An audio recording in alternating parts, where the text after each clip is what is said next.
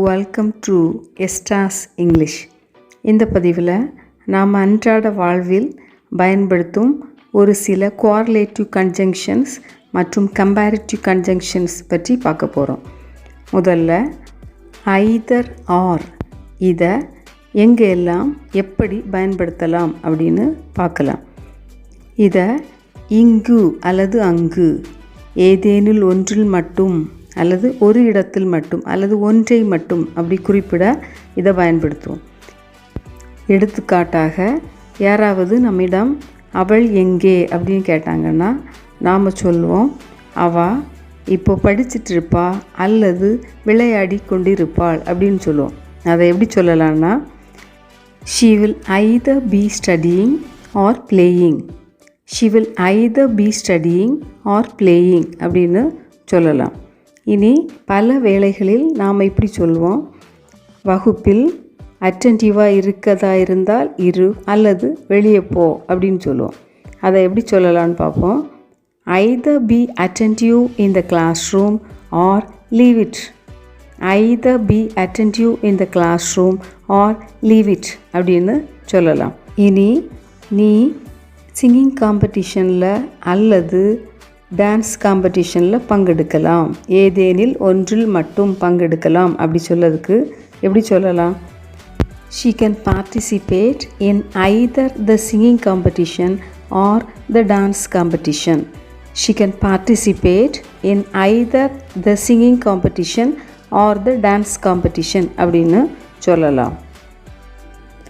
இனி neither nor, இதை எப்படி பயன்படுத்துவது அப்படி பார்ப்போம். இதை எங்கே பயன்படுத்தலாம் அப்படின்னா, இரண்டு நிகழ்விலும் பங்கெடுக்காமல் இருப்பது, இரண்டிலும் இல்லாமல் இருப்பது, அதை குறிப்பிட இதை பயன்படுத்தலாம். இரண்டிலும் இல்லை அப்படின்னு இதை எதிர்மறையாக குறிப்பிட இந்த கன்ஜங்ஷனை பயன்படுத்தலாம். கலாவோ அவளுடைய சகோதரனோ பள்ளிக்கு வரவில்லை அப்படின்னா, கலாவும் வரல, அவளோட சகோதரனும் ஸ்கூலுக்கு வரவில்லை, அதை சொல்ல இதை பயன்படுத்தலாம். இதை எப்படி பயன்படுத்தலாம்னா, neither Kala nor her brother came to school. neither Kala nor her brother came to school அப்படி சொல்லலாம். அவன் ஸ்கூலுக்கும் வரமாட்டான், ஸ்கூலில் நடக்க எந்த நிகழ்விலும் பங்கு கொள்ளவும் மாட்டான். அதை எப்படி சொல்லலாம்? he will neither attend school nor participate in any of its events. he will neither attend school nor participate any of its events அப்படின்னு சொல்லலாம். நீ அவன் பணக்காரனும் இல்லை ஏழையும் இல்லை, அதை எப்படி சொல்லலாம்? he is neither rich nor poor. he is neither rich nor poor அப்படின்னு சொல்லலாம். அடுத்ததாக both and, இதை எப்படி பயன்படுத்தலாம் அப்படின்னு பார்ப்போம். ரெண்டு நேர்மறையான செயல்களை இணைக்க இந்த கன்ஜங்ஷனை பயன்படுத்தலாம். அப்படின்னா, ஆசிரியரும் மாணவரும் மகிழ்ச்சியாக உள்ளனர், அதை எப்படி சொல்லலாம்? both the teacher and her students are happy. both the teacher and her students are happy அப்படின்னு சொல்லலாம். இனி அவள் அன்பானவளும் உண்மையுள்ளவளுமாய் இருக்கிறாள், அதை எப்படி சொல்லலாம்? she is both lovable and honest. she is both lovable and honest அப்படின்னு சொல்லலாம். நீ அவனும் அவனுடைய சகோதரியும் கடுமையாக உழைப்பவர்கள், அதை எப்படி சொல்லலாம்? both his sister and he are hard working. both his sister and he are hard working அப்படின்னு சொல்லலாம். அடுத்ததாக நாம் not only but also, இந்த கன்ஜங்ஷனை பயன்படுத்தி சென்டென்ஸ் பார்க்க போகிறோம். இதை எப்படி பயன்படுத்தலாம் அப்படி பார்க்க போனோம்னா, ஒருவரோட அடிஷ்னலான குணங்களை பற்றி அல்லது ஏதேனும் ஒன்றை பற்றி கூடுதலாக சொல்லும்போது இதை பயன்படுத்தலாம். எடுத்துக்காட்டாக, அவள் விளையாட்டுத்துறையில் மட்டுமல்ல ஆடுவதிலும் வல்லவள், அதை எப்படி சொல்லலாம்? she is not only talented in sports but also in music. she is not only talented in sports but also in music அப்படின்னு சொல்லலாம்.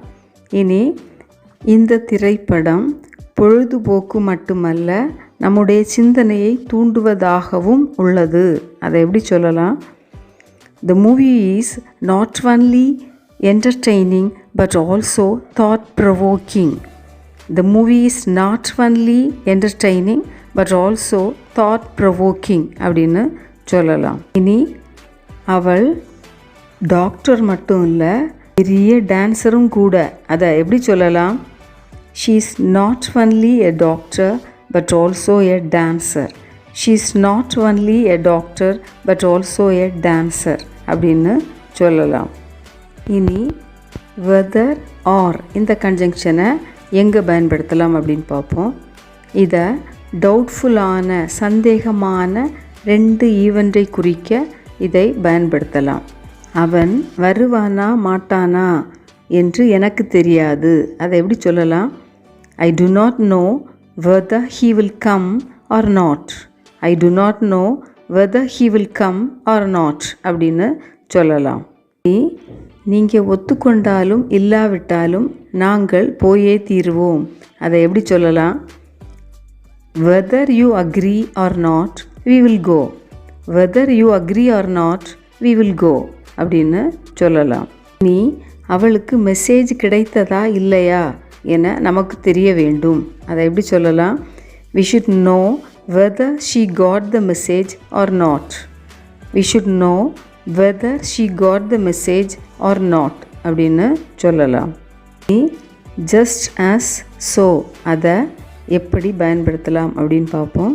இதை அதே போல, அப்படியே என ஒத்தபடி நடக்கும் 2 செயல்களை குறிப்பிட இதை நம்ம பயன்படுத்தலாம். நாங்கள் நினைத்தபடியே நடந்தது. அதை எப்படி சொல்லலாம்?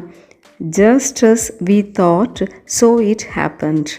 Just as we thought, so it happened அப்படின்னு சொல்லலாம். இனி அவன் கார் வாங்கணும்னு இருக்கும்போது அவனுடைய கம்பெனியே அவனுக்கு ஒரு கார் கொடுத்தது. அதை எப்படி சொல்லலாம்? Just as he was about to buy a car, his company gave him one. Just as he was about to buy a car, his company gave him one அப்படின்னு சொல்லலாம். இனி as இதை எப்படி பயன்படுத்தலாம், எங்கே பயன்படுத்தலாம் அப்படின்னு பார்ப்போம். 2 ஒத்த பொருட்களை கம்பேர் பண்ணும்போது இதை நாம் பயன்படுத்தலாம். இவனுடைய சகோதரனை போலவே உயரமாக இருக்கிறான். அதை எப்படி சொல்லலாம்? He is as tall as his brother.